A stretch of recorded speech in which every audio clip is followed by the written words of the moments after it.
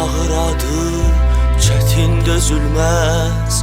Min adam yığıla, dərmanım bilməz. Daşlarda dil açıb, ağlar dərdimə. Göylər göz yaşını səpər üstümə. Qurulmuş saatın vaxtı daralır. Qəlbim buz bağlayıb, soyuq nəfəsdən artıq son günlərdir.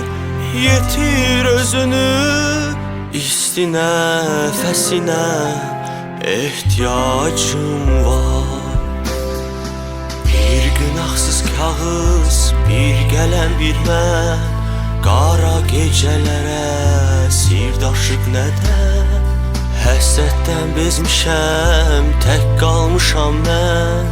Bir qəmimdir yanımda, başqa kimsə yox. Qurulmuş saatın vaxtı daralır. Qəlbim buz bağlayıb, soyuq nəfəsdən artıq son günlərdir. Yetir özünü, isti nəfəsinə ehtiyacım var.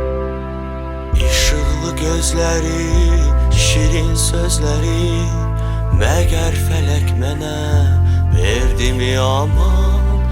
O qədər kədərlə, qəmlə yaşadım. Şamın işığında qapanır gözüm. Qurulmuş saatın vaxtı daralır. Qəlbim buz bağlayıb, soyuq nəfəsdən artıq son günlərdir. Yetir özünü, isti nəfəsinə ehtiyacım var.